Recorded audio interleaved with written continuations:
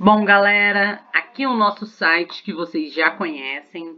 Nós temos todas as informações sobre as aulas remotas, algumas das nossas atividades que nós já fizemos e agora o nosso, então, período que nós temos para a realização dessas novas atividades, que vai até o dia 17, tá, pessoal? Marquem aí, não esqueçam dessa data. E continuando, então, debatendo o nosso tema, que é inclusão e exclusão do povo negro. Então, primeiramente, a gente precisa entender toda essa contribuição do povo preto, do povo negro, que é algo que nós já estávamos fazendo em sala de aula, nas aulas presenciais, e agora a intenção aqui é que vocês consigam perceber não somente a influência no campo da imprensa, mas também como a exclusão dessas pessoas, desses sujeitos, foi então construída ao longo da história. Então nós temos duas fontes históricas. Uma delas, então é somente clicar, tá, pessoal, nos links. Uma delas nós temos aqui a Voz da Raça. Então nós temos um exemplo de um recorte de uma fonte histórica, que faz parte da imprensa negra. E aqui nós teremos vários pontos riquíssimos que poderíamos aprofundar. Aqui a professora, então, coloca algumas perguntas, por exemplo, qual o grupo envolvido no movimento, para nortear a sua análise. Então, olhando para esse recorte de jornal, qual é o movimento social? Qual é o grupo envolvido aqui nesse recorte? Depois, eu gostaria então que vocês analisassem as reivindicações desse grupo.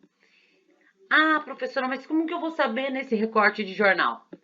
A nossa segunda fonte é o estatuto desse grupo, Frente Negra Brasileira. E no estatuto nós temos aqui alguns pontos importantes das pautas, das lutas, das reivindicações desse grupo. Então é muito importante que vocês façam a leitura desse estatuto, que é apenas uma página, um recorte aí. Voltando para a nossa fonte histórica, eu gostaria que vocês analisassem, então, essa frase, a afirmação da raça. Pessoal, sempre quando eu peço para vocês analisarem, vocês têm que pensar assim, ó, eu preciso criar hipóteses. Eu preciso criar hipóteses do que a pessoa que escreveu talvez estava pensando, ou quais as intencionalidades que ela passou, mesmo que talvez não seja o que ela queria passar. Dito isso, então nós precisamos entender aqui, a afirmação da raça. Essa frase nos permite entender um orgulho do povo negro. Então, não é um orgulho, é uma frase banal. Qual a intencionalidade dessa frase estar em letras maiores que as demais? Então, tudo isso vocês irão analisar. Além disso, nós temos aqui uma outra frase: o preconceito de cor no Brasil, só nós, os negros, podemos sentir. Bom, aqui eu vou pedir para vocês, ó, analisar a afirmação da raça, essa frase e depois se posicionar. Aqui, pessoal, com essa frase, será que nós podemos dizer o quê? Quais hipóteses nós podemos levantar ao ouvir essa frase, ao ler, ao ouvir essa frase? Nós podemos perceber o quê?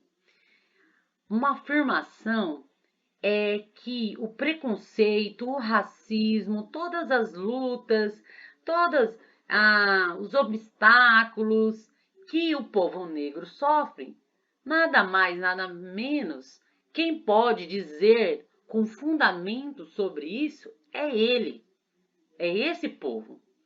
E aí eu quero que vocês se posicionem, falem um pouco, discorram um pouco sobre esse assunto. Depois, vocês terão um forms para responder. Mas antes de falar desse forms, que é aqui, ó, só clicar, nós temos aqui algo que vocês já fizeram, que é buscar nos dicionários, sites, livros, o significado de alguns conceitos. Porque quando a gente fala em racismo, muitas vezes a gente banaliza, coloca no senso comum essa palavra, e como vocês podem perceber, existem vários termos: racismo estrutural, racismo cultural, racismo recreativo, políticas públicas, cotas. Então é de muita importância vocês saberem esse conceito. Eu até sugiro vocês fazerem primeiro o vocabulário antes de ir para o Forms. Depois nós teremos o nosso encontro no Meet, que eu irei disponibilizar a data, né, num horário de aula, para que nós possamos pensar junto essa inclusão e exclusão do povo preto, mas um panorâmico histórico, ou seja, à luz da história, que nós podemos dizer dessa exclusão que nós vemos até hoje do povo preto. Então, quando eu olho a periferia, os bairros mais pobres, a maioria deles sendo constituído por pessoas pretas, tem uma explicação histórica para isso. Nós não podemos naturalizar essa situação, mas a falsa abolição explica muito isso. Então, quando eu tenho uma prisão, né, aos demais presídios do Brasil, com a população carcerária negra, tem uma explicação para isso. Sobretudo histórica, mas nós não podemos naturalizar essa situação. Então, tudo isso nós iremos falar no nosso debate virtual. O Forms, como vocês estão vendo aqui, alguma das músicas, talvez alguns dos meus alunos aí já conheçam. Vocês irão ouvir duas músicas. Primeiro, então, eu peço que vocês se desliguem de tudo, escutem a música uma, duas, três vezes, porque aqui é ouvir a música não no sentido só da curtição, de você achar a música legal, não. É você ouvir a música, observar a letra, ver o que, de fato, a autora que escreveu essa música e ali a intérprete está querendo passar essa mensagem para cada um de nós. Então, vocês irão ouvir essa música e também a música da cantora Tarja Preta, Falsa Abolição. Como eu disse, alguns de vocês já conhecem, mas o intuito aqui é vocês olharem com outra perspectiva. E para isso eu trago então algumas análises, ou melhor, algumas sugestões para compor a análise de vocês. A primeira questão então é: escreva algumas considerações dos assuntos abordados nesses dois vídeos. Então, quais os temas as duas cantoras trazem para nós? Nos provoca a pensar. Depois nós temos quais as dificuldades encontradas então pelo povo negro que as autoras e as cantoras colocam. E prestem atenção, pessoal, são várias. Então, quanto mais vocês destacarem, argumentarem, melhor. Depois, a cantora Bia Ferreira, ela vai falar que a cota, que é uma política pública para o povo negro entrar na universidade, faz a mesma prova que uma pessoa branca. No entanto, tem uma porcentagem lá mínima, né, que nós temos, que o povo preto precisa entrar na universidade, porque ao longo da história isso nos foi negado. A pessoa negra não poderia votar, não poderia ter acesso à escolarização, enfim. Você concorda com esse posicionamento da Bia Ferreira? Aí você irá dizer, e depois você irá levantar alguns argumentos sobre a falsa abolição.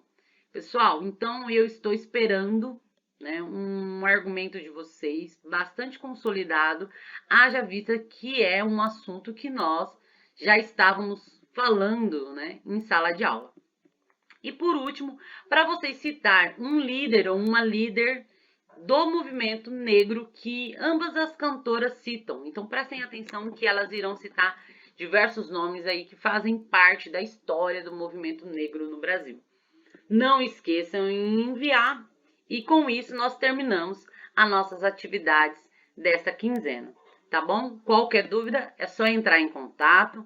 Um grande abraço para cada um de vocês.